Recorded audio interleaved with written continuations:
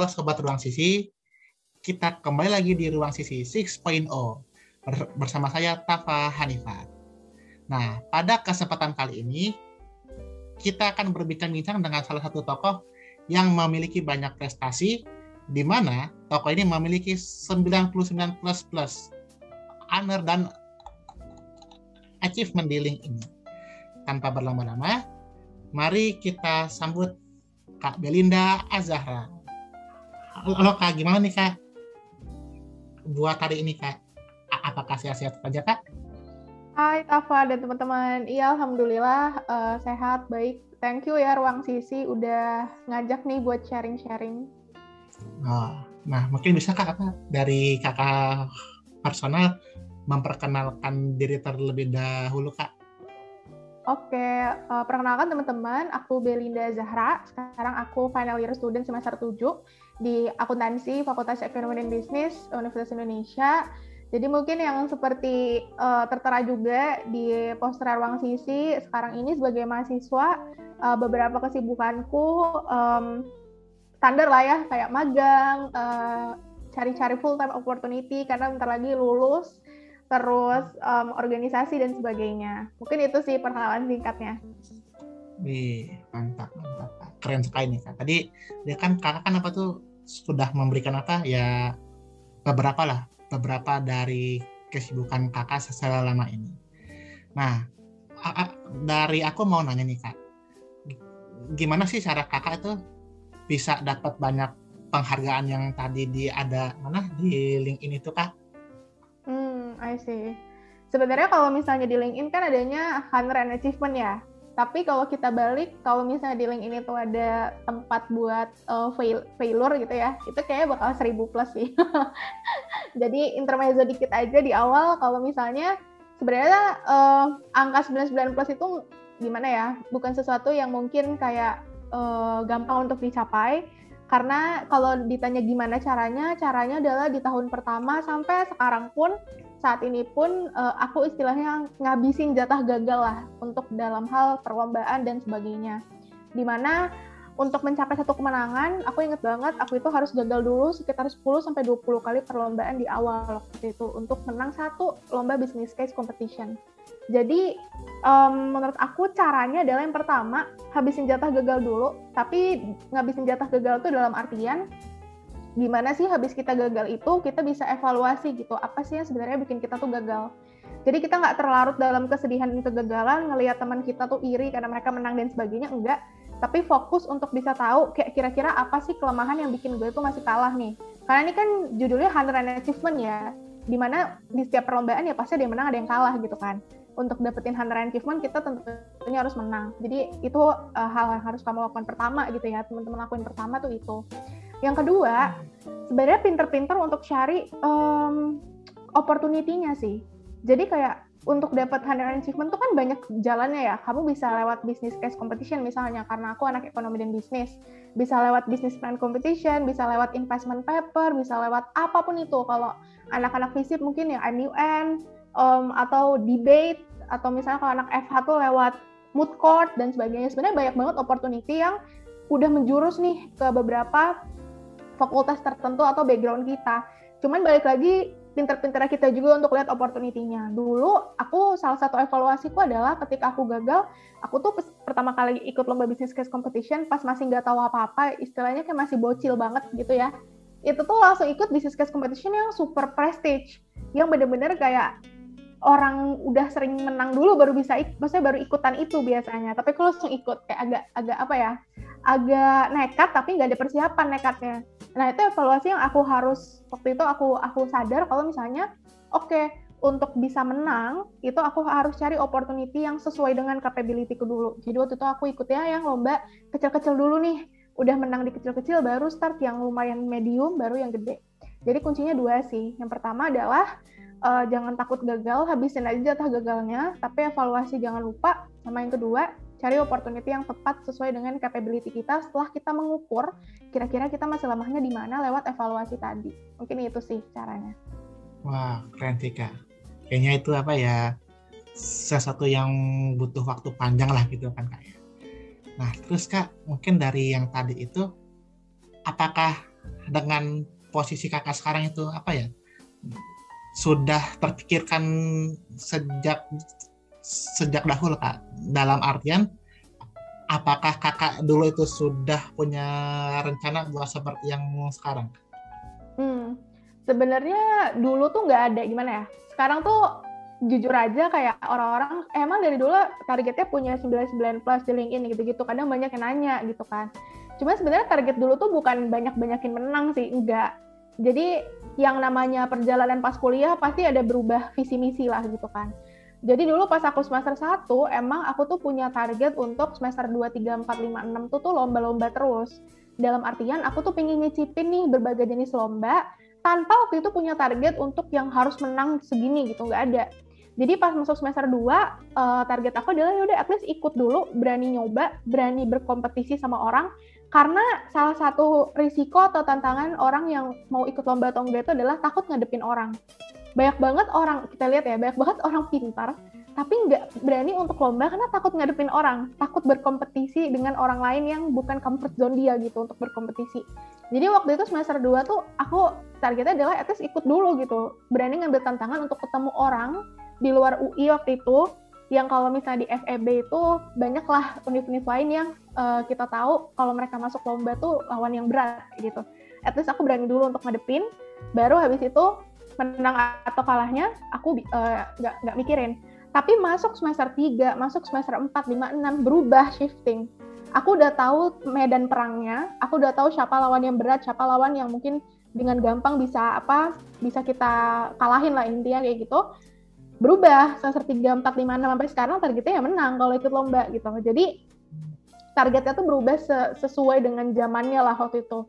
Tapi kalau sekarang nih semester 6, 7 sampai nanti, kenapa masih ikut lomba? Targetnya udah berubah lagi, bukan cari menangnya, cari cuannya gitu. Jadi beda-beda lah tiap semester kayak gitu.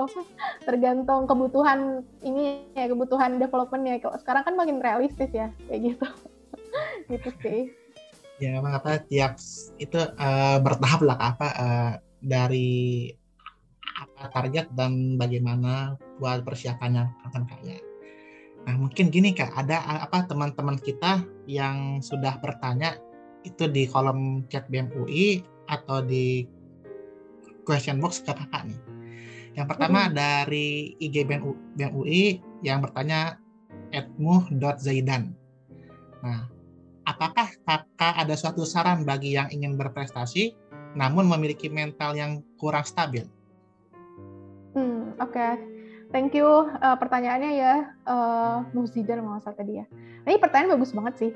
Jarang banget aku dapat pertanyaan kalau misalnya gimana caranya berprestasi kalau mental kurang stabil. Justru mentalku jadi stabil ketika aku masuk ke medan perang perlombaan. Itu jawaban pertama sih ya, sebelum nanti jawaban-jawaban lain. Kenapa sih? Karena gini sih, mental nggak stabil itu kalau misalnya kita larut aja dalam comfort zone, ya nggak stabil terus dong. Kayak harus diasah supaya lama-lama stabil gitu kan. Makanya dulu aku juga pas awal-awal tuh nggak stabil, kenapa? Takut kalah, takut ngedepin orang.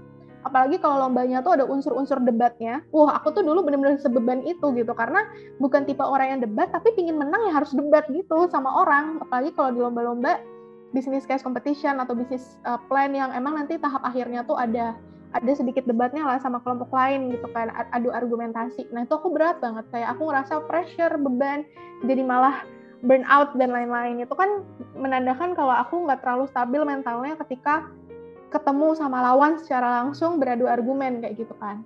Nah tapi dengan sering kayak gitu, sering untuk menerima ketidaknyamanan atau kayak kita accept kalau kita tuh nggak stabil mentalnya, lama-lama kita recover dan jadi biasa aja, jujur.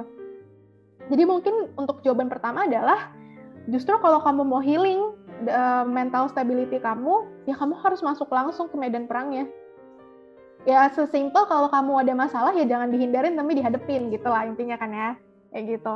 Terus mungkin jawaban kedua adalah gini, yang namanya lomba itu bisa pilihan, bisa individu atau tim.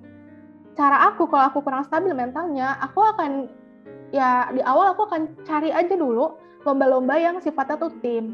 Karena kayak at least ada temennya gitu loh. Temen tuh kan kadang bikin kita lebih stabil kan mentalnya, kayak ada temen seperjuangan lah intinya kayak gitu. Jadi mungkin saran kedua adalah kalau kamu ngerasa nggak stabil, dan apalagi sendiri gitu, coba cari perlombaan atau opportunity untuk kamu bisa berprestasi tapi sifatnya tim, dan kamu ngajak teman kamu, supaya kadang kalau mental nggak stabil tapi ada teman seperjuangan tuh, kalau menurutku sih kadang healing sendiri sih, karena kayak ada teman ini kayak gitu. Mungkin itu sih jawabannya. Jadi hadepin aja, jangan dihindarin, dan bukan cuman kamu kok yang ngadepin, kayak semua orang pasti nggak stabil mentalnya kalau ikut lomba, pasti, karena ngadepin orang gitu, berkompetisi langsung sama orang kayak gitu.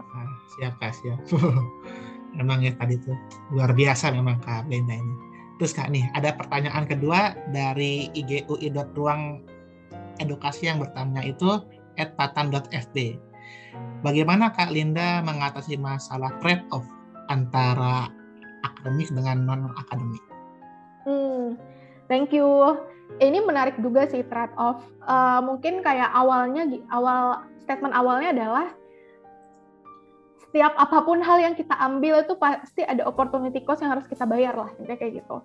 Sesimpel kamu sibuk non-akademis, ya berarti beberapa trade-off yang kamu bayar, salah satunya mungkin IP-nya agak turun, waktu tidurnya berkurang, waktu sama keluarganya berkurang, pasti ada trade-off-nya. Nggak mungkin lah kalau nggak ada trade-off atau opportunity cost-nya gitu. Kecuali kalau kamu bisa mutasi dan sebagainya, itu mungkin nggak akan terjadi tuh. Tapi menurutku ada lagi nih, yang penting tuh balance sih. Balance tuh dalam artian, sesimpel kalau aku sendiri contohnya, aku sadar kalau IPK aku tuh bisa turun, karena misalnya aku banyak ikut lomba dan sebagainya. Tapi tetap tentuin target atau standar yang masih bisa dibilang memuaskan target pribadi. Kayak contoh nih, waktu semester 5-6, itu tuh semester-semester yang paling krusial kan, karena pelajarannya tuh tersusah. Semester 5-6 tuh klimaks banget, udah paling banyak pelajarannya, terus demanding semua, tapi di satu sisi opportunity untuk bisa ikut lomba dan lain-lain tuh berkibar banget pas semester 5-6. Gimana tuh maintainnya? Organisasi juga lagi di tahap, kalau semester 5-6 tuh kan udah di tahap yang top manajemen lah kalau di organisasi gitu ya. Kayak gitu. Jadi semuanya tuh lagi klimaks-klimaksnya. Gimana caranya kita bisa balance tiga-tiganya tapi kita bisa menerima kalau tiga-tiganya tuh nggak akan maksimal? Gimana ya contohnya? Jadi kayak oke, aku ikut lomba ini, mungkin dulu target menangnya ada 5, tapi sekarang turun jadi 3. Karena dua effort untuk menang di 2 lomba ini kita salurin untuk bisa mempertahankan IP at least tetap cum laude deh, walaupun nggak setinggi mungkin 3,8 atau 3,9 di semester-semester sebelumnya. Dan di sisi lain organisasinya pun tetap jalan nih kayak gitu. At least gue catch up seminggu 3 kali nih sama teman-teman anggota gitu. Jadi kayak yang penting tuh kita bisa balance tiga-tiganya tanpa ada satu opportunity, satu komitmen yang kita tuh lepas banget sampai kita tuh ngilang. Nah itu jangan sampai kayak gitu sih. Kayak kamu ikut lomba tapi kamu biarin tim kamu terbengkalai gitu terus kalah, ya jangan gitu juga. Jadi kayak yang penting balance tiga-tiganya. Balik lagi nih masalah manajemen waktu dan manajemen komitmen juga. Pinter-pinter kita untuk mendelegasikan pekerjaan yang bisa didelegasikan ke orang. Pinter-pinter kita untuk ngatur kapan kamu emang bisa memvalidasi kemageran kamu, kapan kamu emang harus ngelawan kemageran kamu untuk kurangin waktu tidur dikit, gue harus kelarin ini misalnya. Gitu sih mungkin ya untuk trade-off ini. Mau nggak mau sih. Siap Kak, siap. Ini mungkin ada pertanyaan dari netizen yang terakhir nih, coba dari Zikri dari Visip ini. Ini mungkin secara singkat aja Kak, gimana ceritanya sih Kak kok bisa dapat Harvard? Ini gimana? Oke. Mungkin pertanyaannya di-clarify dulu ya, kayak dapat Harvard dikira dapat admissions, bukan. Jadi Harvard itu salah satu foundation atau kayak lembaga, kalau misalnya di UI itu kan ada kayak lembaga penelitian gitu-gitu kan. Nah kalau di Harvard itu namanya Harvard College Vision. Harvard College Vision ini mereka tuh punya research conference tahunan yang cukup prestige lah, namanya tuh Harvard Global Health and Leadership Conferences. Nah jadi di tahun 2020 pas lagi pandeminya tuh ya, si Harvard Global Health Leadership Conference ini diadakan dan cukup kompetitif ya, karena kan mereka tuh temanya tentang global health dan waktu itu lagi pandemi, jadi benar-benar banyak tema-tema riset baru yang jadi kompetitor waktu itu. Nah, untuk masuk ke conference-nya itu ya seleksi. Jadi kayak kita ngajuin research paper, berkaitan sama Global Health Leadership ke admission di Harvard College Vision-nya. Kalau misalnya kita lolos research paper-nya, kita diundang jadi presenter waktu itu. Secara offline di Harvard, ya beberapa accommodation ditanggung, tapi ada juga yang kita tanggung sendiri. Nah waktu itu aku kayak, aduh ini global health gitu ya, bukan ranahku gitu. Cuman aku rasa ini opportunity yang gede banget untuk bisa aku tap in. Jadi waktu itu target aku tuh at least daftar dulu aja gitu. Misalnya keterima atau enggaknya tuh kayak urusan belakangan. Nah akhirnya aku ya udah aku bikin research papernya, effort nyari dosen-dosen di area psikologi, dosen-dosen di area kesehatan masyarakat, dan akhirnya submit research papernya. Akhirnya lolos dan diundang gitu kan. Waktu itu inget banget awalnya tuh mau dilaksanakannya tuh Februari di sana langsung. Udah ngurus visa gitu-gitu tapi COVID kan. Jadi diundur pelaksanaannya jadi sekitar April. Waktu itu pas lagi hari pelaksanaannya tuh hari Lebaran, guys. Hari Lebaran jadi nggak tidur karena kan di Amerika pagi ya, di kita malam. Jadi itu hari Lebaran nggak tidur. Dan akhirnya keterima sih waktu itu dan presentasi. Jadi cara keterimanya lebih ke arah, coba deh kamu sering searching atau kayak buka-buka conference yang diadain sama Harvard. Tapi kan Harvard itu banyak subnya nih, Harvard College Vision, ada juga yang setiap fakultinya tuh punya conference sendiri, ada yang dibiayain juga. Nah tuh sering-sering update aja di website atau LinkedIn-nya, follow. Biasanya kalau mereka open submission, kamu langsung daftar aja. Terus kalau misalnya keterima, nanti ada terms and conditions-nya kayak apa yang ditanggung, apa yang nggak ditanggung, kayak gitu. Mungkin itu sih. Ya, saran satu lagi adalah ketika kamu submit research paper-nya, make sure itu sesuai dengan apa yang dimau, terutama dari segi plagiarism. Karena mungkin di Indonesia plagiarism 5-8% masih oke ya, tapi di sana tuh maksimal 2% plagiarismnya. Jadi harus benar-benar pure. Kalau nggak salah ya waktu itu 2%. Jadi harus benar-benar pure. Kita tulis sendiri semuanya. Kayak gitu. Mungkin itu sih. Wah, keren sih Kak, sampai dapat di Harvard tadi gitu kan. Nah, ini mungkin ada satu tambahan lagi, apa tuh pertanyaan netizen dari Graciela Deborah yang di komen di IG-nya BEM UI. Kegiatan atau hal pertama apa yang maba wajib ikutin menurut Kakak? Hal pertama yang maba wajib ikutin, kalau kegiatan ya, kalau hal yang kamu harus lakukan adalah kamu harus mapping dulu in the upcoming 8 semester, kamu mau apa targetnya per semester. Sesimpel kayak semester 1, prioritas kamu, kalau waktu itu aku semester 1 tuh nabung IPK dulu, organisasi sama kepanitiaan. Semester 2 baru kepanitiaannya dikurangin, diganti sama lomba. Jadi hal pertama, kamu harus mapping prioritas kamu per semester tuh mau ngapain, biar kamu gak bingung. Itu pertama. Kalau kegiatan pertama yang harus kamu lakuin selain nabung IP ya, kenapa aku bilang nabung IP? Karena semester awal-awal tuh masih, kalau dibanding semester 5, 6 ke atas atau 4 ke atas lah, itu masih cetek lah menurutku. Jadi kalau bisa nabung IP kayak gitu di situ, biar nanti pas lagi pelajarannya susah-susah agak turun IP-nya masih ke cover sama IP awal gitu. Kenapa sih aku kegiatan pertamanya adalah nabung IP dan akademik yang aku sangat highlight, karena kamu kuliah, aku punya prinsip apapun yang pengen kamu capai tetap prioritas pertama tuh akademik, karena ketika kamu kuliah nih kamu ada tanggung jawab ke orang tua dan lingkungan sekitar untuk bisa menyelesaikannya dengan baik kan. Walaupun kamu misalnya bayar sendiri atau beasiswa, tetap aja kayak kuliah itu hal yang paling fundamental dibanding kegiatan-kegiatan lainnya gitu, kayak magang dan sebagainya. Mungkin kalau kegiatan secara spesifik selain nabung IP adalah ikut organisasi atau kepanitiaan sih. Kenapa nggak lomba dulu Kak gitu misalnya, kayak further question check, kenapa harus organisasi kepanitiaan dulu? Karena soft skill yang kamu dapat ketika di organisasi kepanitiaan itu yang akan kepake sih, nggak cuma di lomba tapi di magang, kamu ikut fellowship, apapun itu semuanya berawal dari pertama kali kamu menginjakan kaki menjadi seorang panitia atau organisatoris. Itu feel-nya beda banget di kuliah sama di SMA. Di SMA tuh masih bocil banget, kayak kayak bener-bener yang ya udahlah remeh-temeh gitu. Tapi kalau udah kuliah, percayalah ikut panit atau organisasinya udah cukup profesional, jadi akan kerasa punya tanggung jawab yang berbeda, ada value-value yang nggak sadar akan kita accomplish selesai kita ikut organisasi atau kepanitiaan yang akan kepake untuk achieve target-target berikutnya. Jadi itu sih mungkin ya hal atau kegiatan yang harus dilakukan pertama kali sebagai seorang maba. Semoga membantu dan nggak clueless, karena aku dulu clueless pas maba ngapain gitu. Oke Kak, kita ke berikutnya. Jadi ini akan ada beberapa pertanyaan singkat yang bisa dijawab nih Kak. Yang pertama, pilih Instagram atau LinkedIn?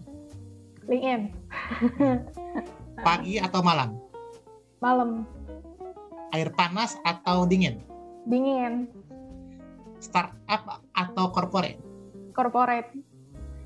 Exchange atau magang? Magang. Lomba atau organisasi? Lomba. Uang atau waktu luang? Aduh, susah banget ini. For now uang sih. Kita lanjut Kak. Mie goreng atau mie kuah? Mie kuah. Brownies atau lapis legit? Lapis legit. Indonesia lah. Offline atau online? Online. Main sama temen atau me time? Me time. Early bird atau night owl? Night owl. Kopi atau teh? Kopi. Ngajar atau diajar? Ngajar. Indoor atau outdoor? Outdoor. Yang ini agak-agak wah. Nikah atau lanjut studi? Lanjut studi dong. Tulis tangan atau ketik? Oke, kita lanjut. Cafe atau workspace? Workspace. Kendaraan pribadi atau umum? Pribadi. Egois ya, tapi suka pribadi. Ini yang terakhir, ghosting atau di ghosting? Aduh, susah banget sih yang terakhir sih. Di ghosting deh, biar jangan aku yang dosa.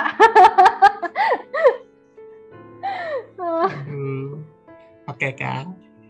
Nggak kerasa nih Kak, kita sudah ada di penghujung sesi Kak. Nah, mungkin dari Kakak bisalah memberikan sepatah dua kata untuk memberikan closing statement-nya Kak. Oke. Pertama, thank you banget ya Ruang Sisi, dan mungkin ntar teman-teman yang dengerin, semoga bermanfaat buat studi dan perkuliahan serta kegiatan teman-teman ke depannya. Mungkin closing statement aku ada dua gitu. Yang pertama, aku tuh punya prinsip namanya tuh Amat Victoria Curam. Artinya itu adalah preparation is our main capital to get the victory. Jadi aku selalu percaya kalau kamu punya target, kalau kamu punya mimpi selama kamu kuliah, kalau kamu pengen itu terjadi secara nyata, visible gitu ya, itu kamu harus prepare gitu. Kecuali takdir ya, kalau takdir atau rezeki kan kita nggak prepare pun dapat, tapi tetap aja itu nggak bisa kita kontrol. Jadi apa yang bisa kita kontrol adalah persiapan untuk merealisasikan mimpi itu. Persiapannya dari mana? Ya simple, kamu punya visi misi tiap semester, kamu punya target tiap semester, kamu punya resiliensi yang tinggi untuk nggak takut gagal dan berhadapan sama orang, berkompetisi dan sebagainya. Jadi mungkin yang pertama, jangan lupa untuk selalu prepare sedetail mungkin, bikin mitigation plan, karena kita nggak tahu risiko-risiko sesimpel COVID-19 mengubur banyak mimpiku juga, tapi karena aku punya mitigation plan, aku bisa ganti mimpi itu dengan mimpi lainnya yang sejenis, kayak gitu contohnya. Sama yang kedua adalah tadi, fokus sama hal yang bisa kita kontrol. Pencapaian orang itu nggak bisa kita kontrol, apa yang orang dapat tuh nggak bisa kita kontrol. Makanya nggak usah melihat penyakit-penyakit sekarang ya, kayak insecure, FOMO, dan sebagainya. Sebenarnya itu kayak ilusi yang nggak nyata sih, karena kita berurusan sama hal-hal yang nggak bisa kita kontrol dari orang lain itu gitu kan. Jadi fokus aja sama diri kita sendiri.